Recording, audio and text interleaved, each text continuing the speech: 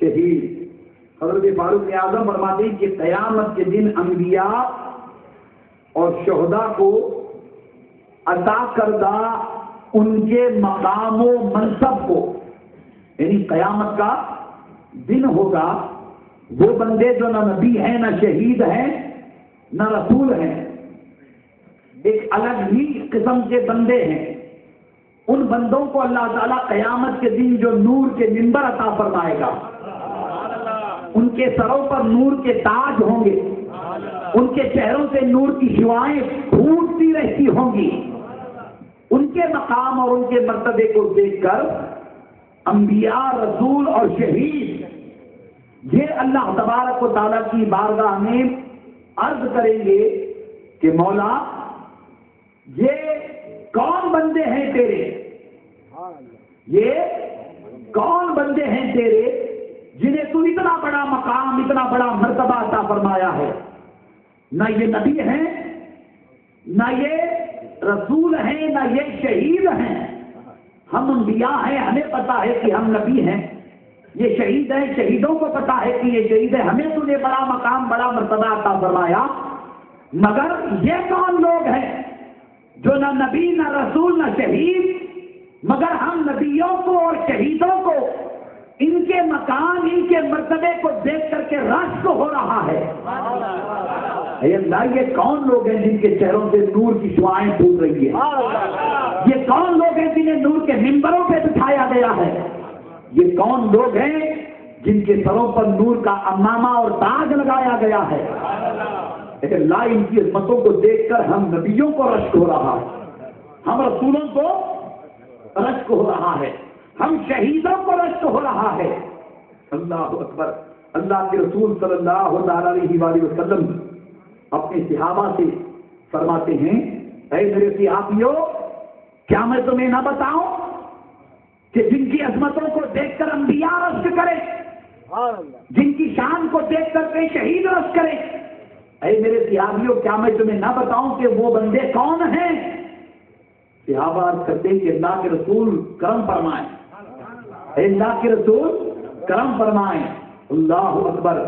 اللہ کے رسول صلی اللہ تعالی علیہ وآلہ وسلم قرآن کریم کی اس آیت کریمہ کو تلاوت کرتے، الا ان اولیاء اللہ لا خوف علیہم ولا هم يحزنون الذین آمنوا وكانوا يتقون لهم البشرى فی الحیاۃ الدنیا وفی الآخرہ لا تبدیل لکلمات اللہ ذلک هو الفوز العظیم. قرآن کریم کی اس آیت کریمہ کو تلاوت کر کے اللہ کے رسول فرماتے ہیں کہ اے میرے صحابیوں، قیامت کے دن جن بندوں کی عظمتوں کو دیکھ کر انبیاء رشک کریں، شہید رشک کریں، سنو وہ بندے نورانی منبروں پہ بیٹھنے والے کوئی اور نہیں ہوں گے. اے میرے صحابیوں، وہ بندے میری امت کے اولیاء اللہ ہوں گے.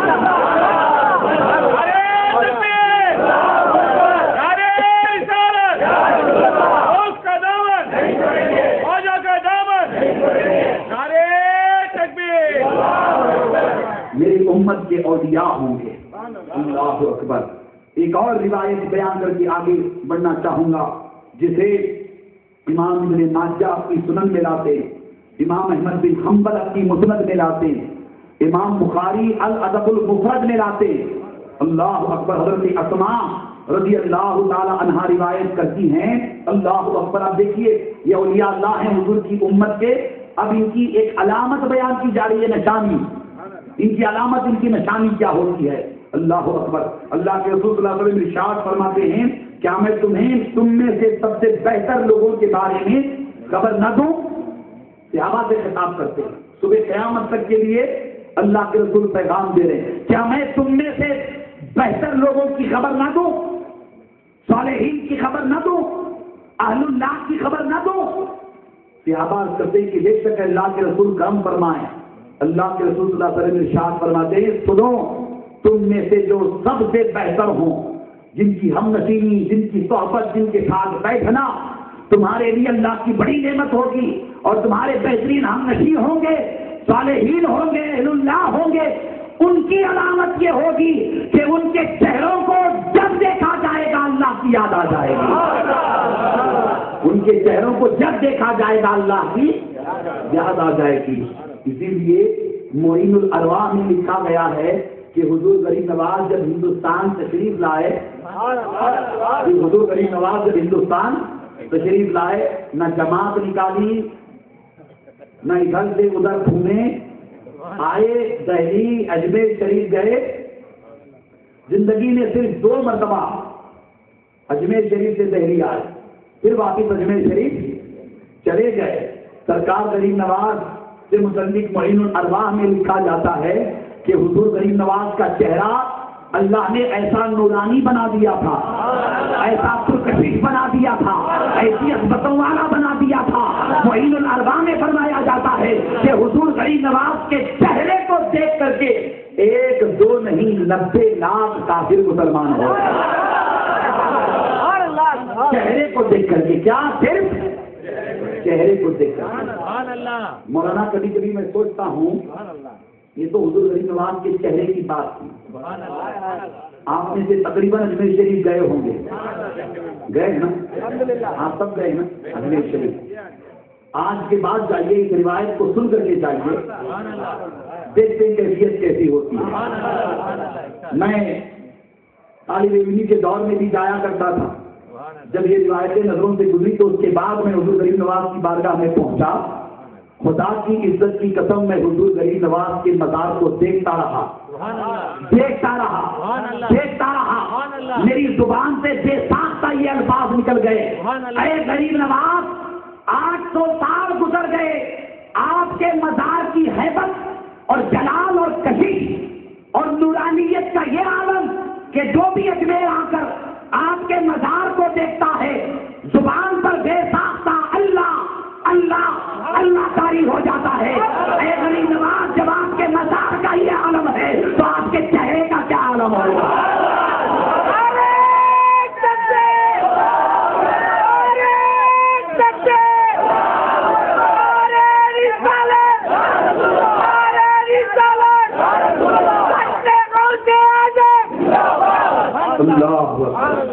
اللہ اکبر. اسی لیے کہا جاتا ہے کہ یہ اللہ والے اللہ کے ذکر کی کنجیاں ہیں. یہ اللہ کے ذکر کی، آپ دیکھیں ان کی بارگاہوں میں جیسے ہی جایا جاتا ہے تو زبان پر فوراً درود شریف جاری ہو جاتا ہے، زبان پر فوراً سورہ فاتحہ جاری ہو جاتا ہے، زبان پر فوراً آیت الکرسی جاری ہو جاتی ہے، زبان پر فوراً سورۃ اخلاص جاری ہو جاتا ہے. اللہ کی عظمتوں کی قسم، ان اولیاء اللہ کی شان پر تنویر ہاشمی قربان، ان اولیاء کے مزارات ہمیں آپ کو دعوت سے فکر دیتے ہیں کہ اے بندو تم چاہتے ہو کہ اللہ کی رحمتوں کا نزول تم پر ہو تو ہماری بارگاہوں میں آؤ، دیکھو ہمارے مزار کو. خدا کی قسم ان کے مزار کو دیکھو تو زبان پر اللہ کا ذکر آ جائے. اللہ کا ذکر اس بات کی دلیل ہے کہ یہ اللہ والے ہیں، اور یہ اللہ والے ایسی شان والے ہیں کہ ان کے سبب اللہ ہم پر اپنی رحمتوں کی بارش فرماتا ہے. ان کے سبب اللہ ہم پر اپنی رحمتوں کی، اسی لیے یہ اللہ کے ذکر کی بولیے، اللہ کے ذکر کی کنجیاں ہیں. اللہ کے ذکر کی کنجیاں ہیں.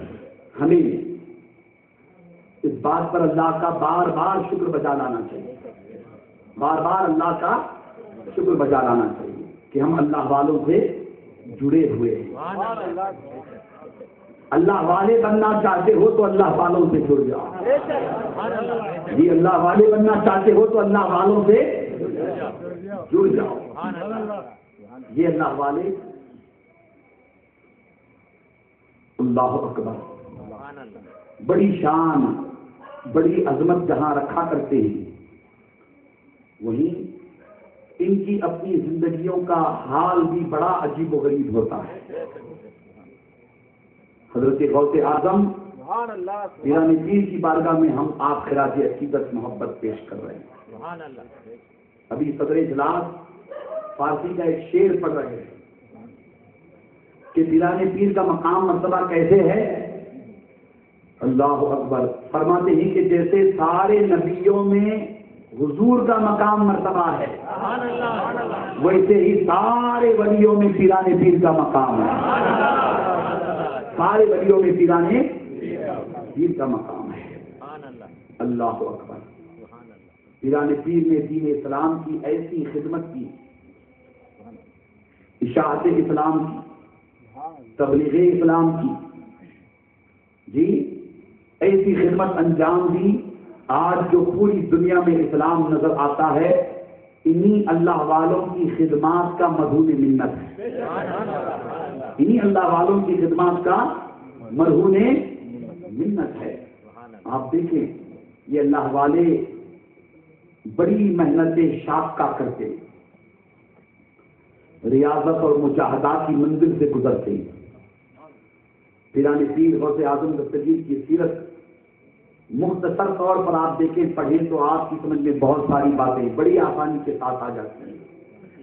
اور میں چاہوں گا کہ اس پورا شد دور میں آپ ہم اللہ کا شکر بجا لائیں، بار بار اللہ کا شکر بجا لائیں کہ ہم اس کے محبوب بندوں سے محبت کرتے ہیں.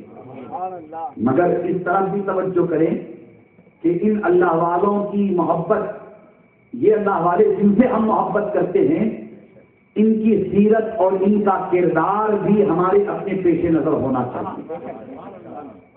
صرف نام کے آگے قادری لکھنے سے کوئی قادری نہیں بنتا، نام کے آگے کوئی چشتی سہروردی نقشبندی لکھنے سے کوئی چشتی سہروردی نقشبندی نہیں بنتا. جی ہرے نیلے ادے پیلے کپڑے پہننے سے کوئی پیر اور مرید، جی بولیے، نہیں بنتا.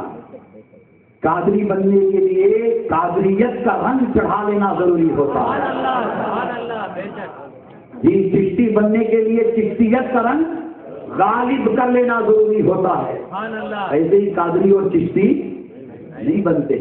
پیران پیر غوث اعظم دستگیر پیدا ہوئے، پیدا ہوئے پورے جیلان میں. یہ خبر مشہور تھی نا پورے جیلان میں کہ حضرت ابو صالح کے گھر جو بیٹا پیدا ہوا ہے، یہ نورانی بیٹا، یہ نورانی بچہ، یہ شیرخوار ہے، دودھ دینے والا بچہ. اس کی عمر کیا ہوتی ہے؟ اور یہ روایت تو بالکل 1 سال کی ہے، پیدا ہوئے تو 1 سال کے اندر کی روایت، 1 سال کے اندر کی روایت ہے. اللہ اکبر. دودھ پیتے بچے ہیں پیران پیر، شیرخوار بچے ہیں پیران پیر. اللہ اکبر. مشہور تھی یہ خبر پورے جیلان میں کہ حضرت ابو صالح کے گھر جو نورانی بچہ پیدا ہوا ہے، یہ رمضان میں دن کے وقت دودھ نہیں پیتا. اور کتنے افسوس کی بات ہے کہ پیران پیر کی 11ویں کرنے والے، پیران پیر کا تبرک کھانے والے رمضان میں روزہ نہیں رکھتے. نوجوان ہیں مگر روزہ نہیں رکھتے. ایسی تعداد ہے، ایک بڑی تعداد ہمارے پاس، بڑی ہے نا ایسی ایک تعداد، بڑی تعداد ہے.